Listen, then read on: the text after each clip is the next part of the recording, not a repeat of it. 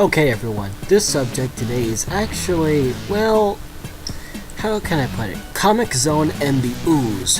2 for 1 now. Okay, I'm going to start with Comix Zone first because that one's more popular and people aren't mad about it when you actually lose in the game. Mainly because the game's difficulty is a reflection of how good the player is. Anyway, there's actually a secret gem with the game Comix Zone that not a lot of people seem to notice. Anyway, let's go back and talk about the 90s for a second. Anyone knows anything about the 90s knows how big comic books were in the 90s. I'm not here to talk about comic books this week, but in the future when we get to a comic book, we'll be talking about my favorite, Shadowhawk.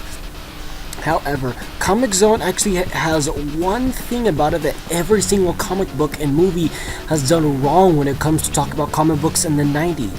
Comix Zone is the greatest parody of comic books in the 90s, and people still seem to not understand it. Okay. Let's back up for a second. Have you ever read any 90s comic book? Hell, you don't even need to read it. I mean, look at the characters. Jesus Christ. Have you seen the enemies in Comix Zone? They're a perfect representation of the sloppy looking and, how can I say, questionable body structure of all these characters released in the 90s. Their powers are unbelievable. How they remotely stand a chance against the hero is far beyond my common knowledge, and how they were portrayed was usually really stupid. And really, let's dig deeper into Comix Zone. I'm not here to talk about Sketch Turner because Sketch Turner is, well, a lot more relevant to the average everyday American now than I should actually, than I'm afraid to admit. Actually, I have a lot more relatable context with Sketch Turner than I probably should, but I'm not going to talk about that. Sketch Turner's real charm as a character comes from how he actually represents the comic book. And we're going to talk about that right now. How the comic is actually looked in the game is really a reference to how comics looked in the 90s, and this is of course a self-known parody of it. If you actually look back and play the game in stage 1, the colors seem a lot more vibrant, colorful, and overall really nice. The colors in it pop out like it was made in the 80s. Early 80s before the Dark Age, you know. The colors are nice, vibrant, and they really do blend out from the background. And when the colors do blend, they blend in a beautiful way. From stage 2, the comics go into the early Dark Age, you know, before 91, and the colors, they seem to fade into a darker contrast, and overall it starts to look gritty. Stage 3 comes in, and that's when the gritty effect is in overdrive, you know, 90s comics if you will. The colors are gritty, the stage terrain is gritty, the love of the term warfare, and overall the arsenal is in overdrive. It is the perfect parody of a 90s comic, and it doesn't seem to go all out and next to make fun of it. This is where the game's charm is fully represented. And overall, even the monsters have that stupid look that make it say 90s pop out, and they weren't trying to be overly edgy or radical or wicked about it. That's where the charm of Comix Zone really comes into full play. It's a parody of the 90s, and well, it's the best parody of 90s comics in a nutshell, and really, it's kind of hilarious. The crazy beat up structure, the motive to save someone, and overall, I'm going to talk about the most debatable thing about this game, and that's the ending. In the ending, we all know the until part, and there's also another reference here. The final boss, Mortis, when he comes in and takes over the comic, that's, how can I say, closer to reality than you think. In the 90s, I'm going to go and talk about the Clone Wars. There were several people working on the comic, hell, several different artists and writers. So I actually find it funny that Mortis comes in and takes over the comic to a point where Sketch Turner already took over the beginning half, but he comes in and finishes up the comic book to, well, his downfall. That is closer to most businesses in the 90s, everyone, and I have to say that's really close to how 90s comic books really worked. And now we come to the real thing, the ending. Yeah, in the end of the game there's a little part until. Well, actually, that's not part of history. Well, the game came out in the mid-90s. A comic book crash happened in 96, and a lot of the comics who came out at that time, they didn't get a sequel. which means that a lot of storylines had to be killed off because of the comic book crash, and Comix Zone would most likely fall into the comic book crash, which means it kind of knew the future. Weird, ain't it? Now we're going to be talking about the Ooze.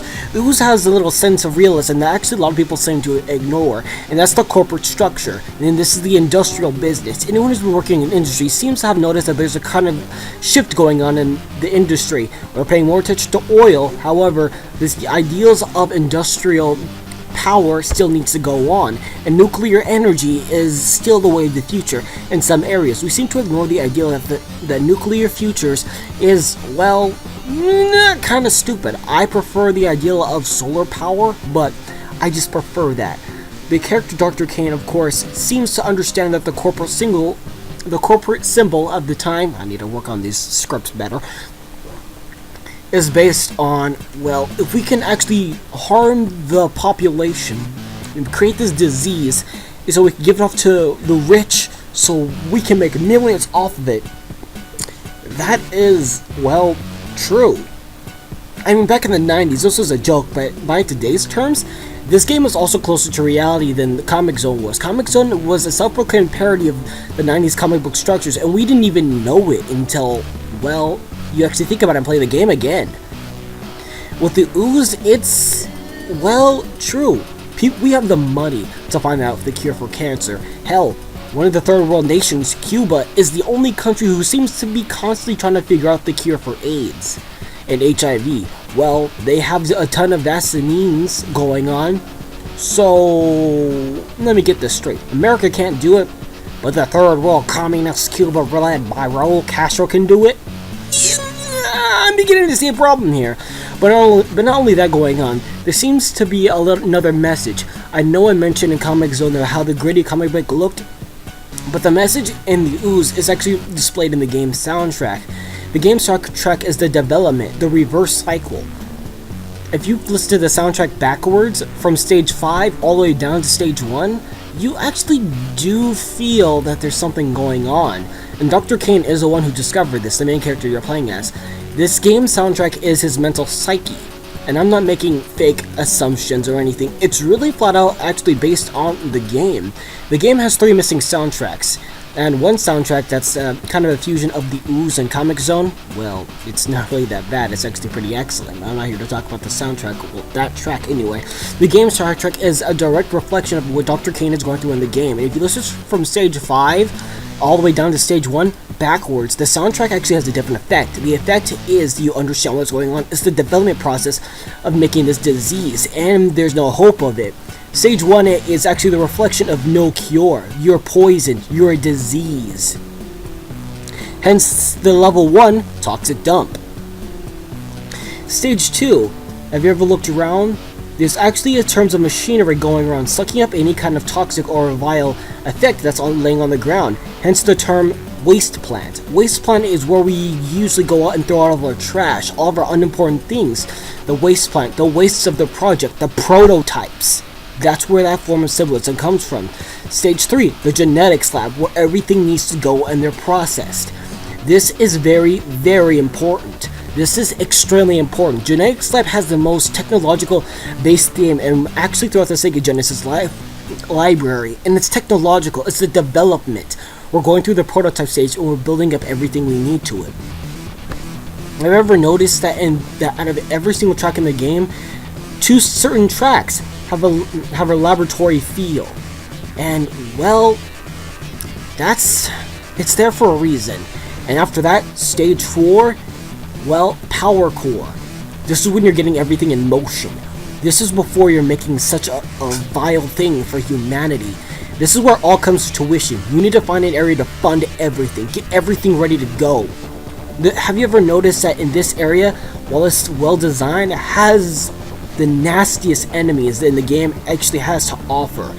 You're at the power structure. They're building it up. It's there for a reason. Now we come to stage 5. Well, in my opinion, the best track in the entire game, well, right at the options menu, of course, is, well, the Plague Factory, the concept, the build-up. And if you listen to the soundtrack backwards from 5 to 1 again, you actually do feel that there's something going on inside the game. If you listen to the soundtrack from stage 1 all the way down to stage 5, you feel redemption. Dr. Kaine has had enough, and it's time to finish it off. However, in the corporate mind, this is just the beginning, the plague. We're gonna send it out to everyone. I'm not mean a plague as in a viral plague, but a plague as in any kind of plague imaginable. An economic plague, a racial plague, any kind of plague there is. This is where it begins. This is where it begins and where it ends. It even says so in the game's manual. And it's actually really, really terrifying. I probably went over time on this one, but this one actually took a lot more thought than it needed to be, and I needed to get off the topic of religion for 1 week. And sadly, we're going to go back to religion next week. Anyway, that was Meta Talks this week. Hope you guys enjoyed it, and I can't say I had a fun time writing this, because I really, really did.